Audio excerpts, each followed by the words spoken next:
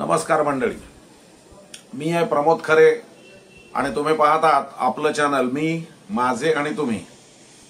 मंडळी, आज आमच्याकडे ब्रिज खेळायला ठाण्याहून माझा जावई यायचा आहे. जावई म्हणजे साडूच तो. मी कन्यादान मेहुणीचं केलं म्हणून तो जावई. तो दापोलीचा आहे, त्याचा आजोळ दापोलीचा आहे. तर त्यामुळे तो इकडे येणार आहे. तर म्हटलं त्याला गावची आठवण यावी ह्या दृष्टीने आता सध्या सीझनही आहे, एक एक्झॉटिक भाजी करावी असा विचार आला. आणि म्हणून आमच्या इथे एक भाजीवाला आहे, तो अत्यंत ताजी आणि चांगली भाजी आणतो. त्याच्याकडनं मी ह्या पावट्याच्या शेंगा आणलेल्या आहेत. या बघा, या पावट्याच्या शेंगा आहेत आणि त्या आता मी हे सोलून हे दाणे काढलेले आहेत. मंडळी, आत्ता सध्या जानेवारी महिना आहे.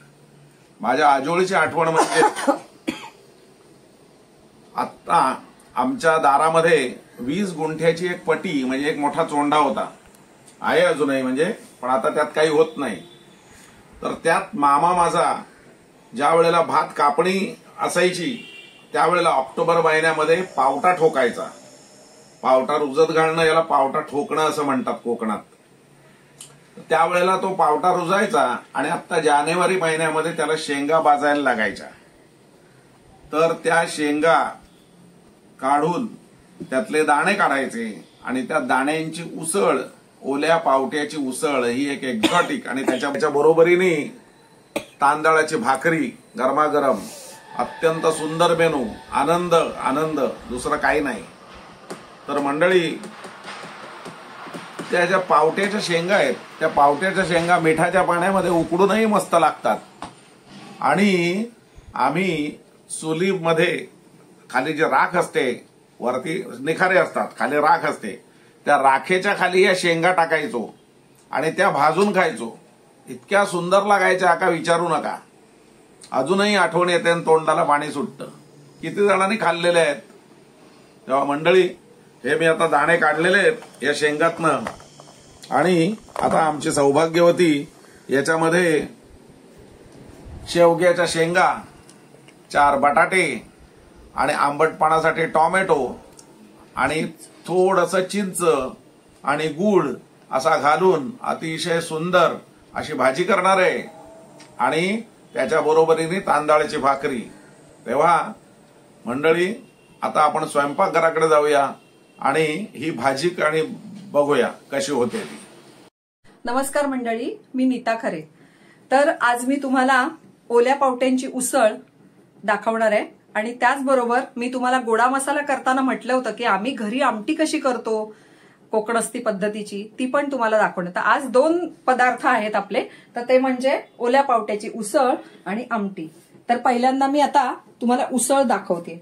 सर्वात पहिलं म्हणजे आता हे जे आपण ओले पावटे सोलून घेतले ते, त्यानंतर बटाटे घेतलेत, एवढ्या फोडी चौकोनी केल्यात, आणि ह्या शेवग्याच्या शेंगा ह्या एवढ्या साईजच्या कापून घेतल्यात, पाण्यात टाकल्यात. त्यानंतर आपल्याला लागणार आहे तो म्हणजे टोमॅटो. तर हे मी 3 टोमॅटो घेतलेत. मंडळी, काय असतं, गावी ना चिंच पण घालतात, पण ना टोमॅटोची चव म्हणजे मी आता एवढी वर्ष करते तर ती खूप छान लागते, म्हणून मी टोमॅटो घेतले. त्यानंतर हे ओलं खोबरं हे मी मिक्सरला वाटून घेणार आहे. ओली कोथिंबीर, हिरवी कोथिंबीर कापून बारीक करून घेतलीये. हा गोडा मसाला तुमच्या समोरच केलेला.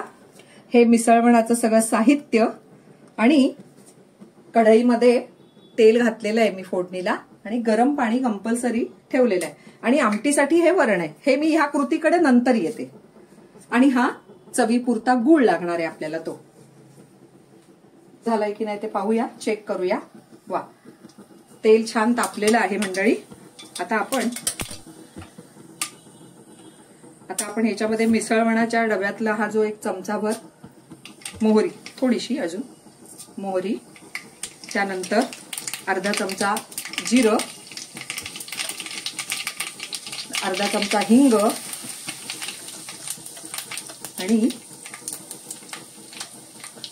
1 चमचाभर हळद असं फोडणी घातलंय. आणि आता या फोडणीवरती आपण टोमॅटो घालूया.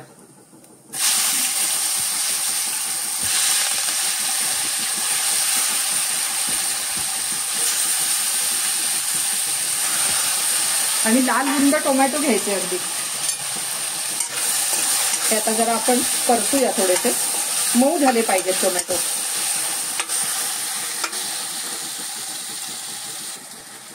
हे बघा टोमॅटो आता मऊ झालेत बघा. अगदी शिजवायची गरज नाहीये कारण ते भाज्यांबरोबर शिजणारच आहेत. आता आपण ह्या ज्या चिरून सगळ्या धुवून पाण्यात घातलेल्या भाज्या आहेत त्या आपण आता फोडणीवर घालूया.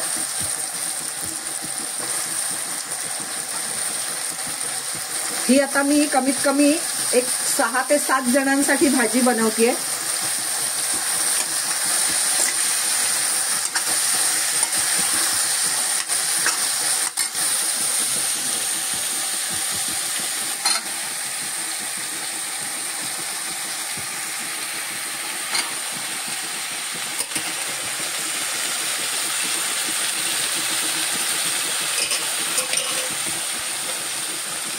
आणि नेहमीप्रमाणे आता हे मी फोडणीवर सगळं परतून घेणार आणि ह्याच्यावर झाकण ठेवून 5 ते 7 मिनिटं मी दरदरून एकदम वाफ काढून घेणार आहे या सगळ्या मिक्सचरची.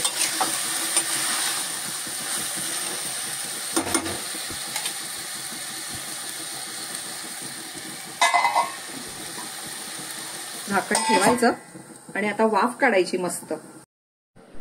आता आपण 5 ते 7 मिनिटं छान वाफ काढली फोडणीवर घालून भाज्या. बघा अगदी व्यवस्थित दरदरून वाफ आली आहे. आता ह्याच्यामध्ये आपण जे गरम पाणी ठेवलंय करायला ते आपण घालूया.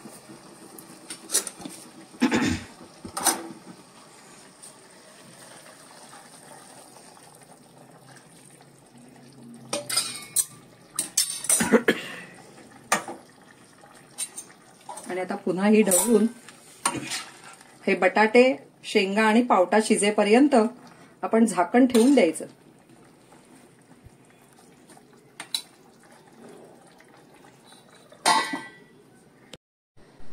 आपण गरम पाणी घालून भाज्या शिजायला ठेवल्या होत्या. आता आपण बघूया.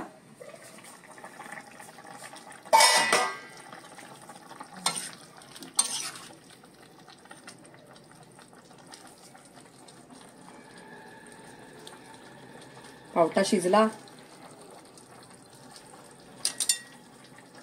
आणि बटाटा सुद्धा छान शिजलाय आणि शेंगाही शिजली आहे. आता आपण भाजीमध्ये तिखट मीठ घालूया. चवीपुरतं मीठ,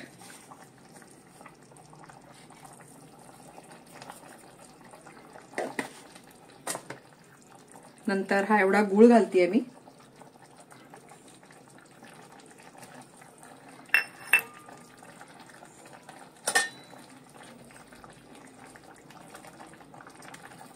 एक चमचाभर पोहे खायचा गोडा मसाला,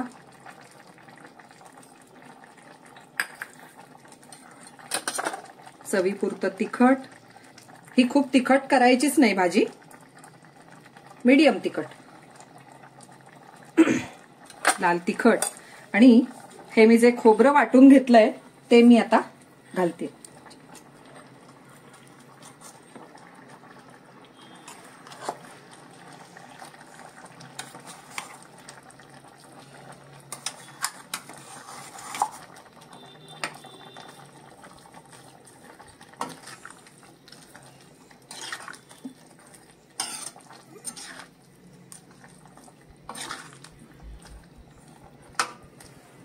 गॅस आता जरा मोठा करायचा.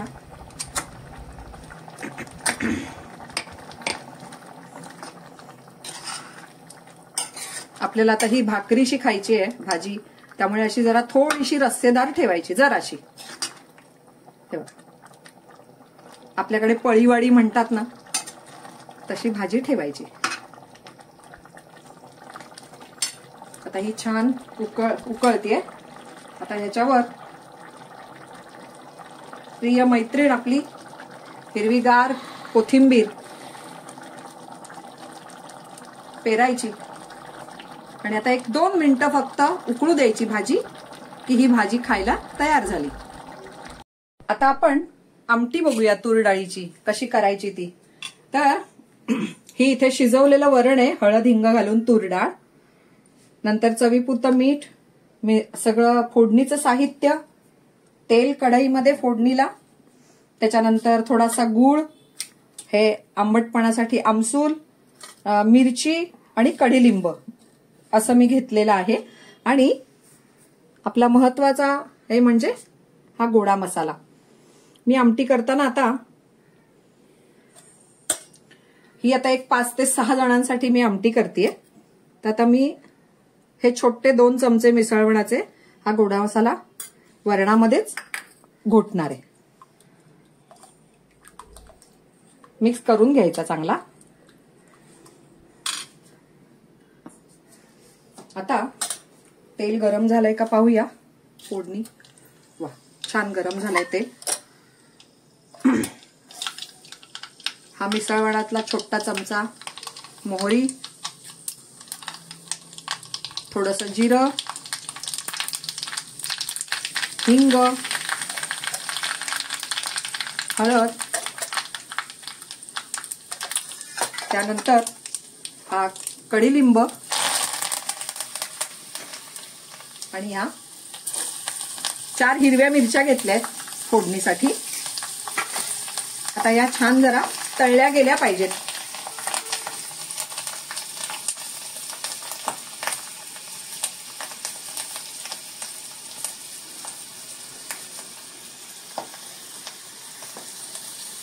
आता मी हे शिजलेलं जे वरण आहे ते या फोडणीवरती घालू.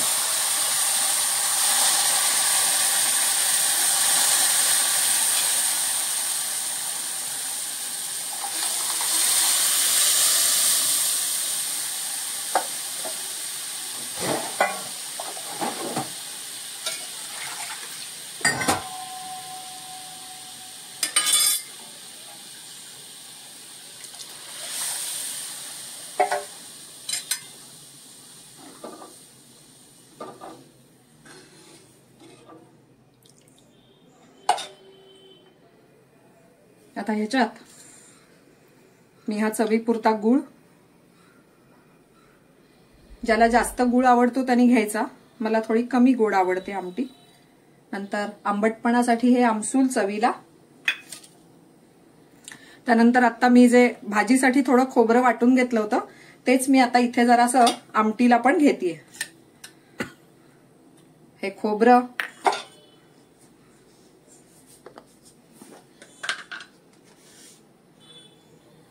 चवीपुरतं मीठ,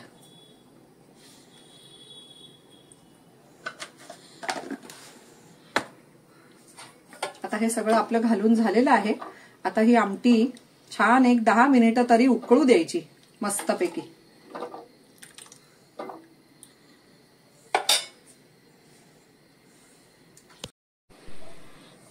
आपण फोडणीला वरण घातल्यानंतर त्याच्यामध्ये तिखट, मीठ, गूळ, आमसूल, गोडा मसाला असं सगळं घातल्यानंतर अशी खळखळून उकळली पाहिजे आमटी. कमीत कमी 5 मिनिटं, म्हणजे सगळ्या चवी सुंदर लागतात खाताना. आता ही आपली आमटी तयार झालेली आहे. आता ह्याच्यावर आपण आपली प्रिय मैत्रीण चिरलेली कोथिंबीर घालायची की ही आपली आमटी खायला तयार. तर अशा रीतीनं आजचा आपला मेनू म्हणजे ओल्या पावट्यांची उसळ, शेंग बटाटा मिक्स घालून, त्याच्यानंतर आमच्याकडे होणारी आमच्या पद्धतीची आमटी, हे लसणीचं तिखट घरी केलेलं, छान तांदळाची गरमागरम भाकरी आणि भात, असा हा आजचा आमचा मेनू आहे. तुम्ही पण असं करून बघा घरी आणि कमेंटमध्ये नक्की कळवा.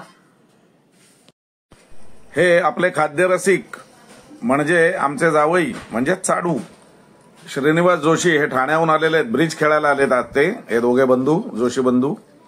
आणि हे आता आज आपल्याकडे हे खाद्यरसिक आहेत, तर हे चव घेऊन आपल्याला सांगतील की हे कसं झालंय.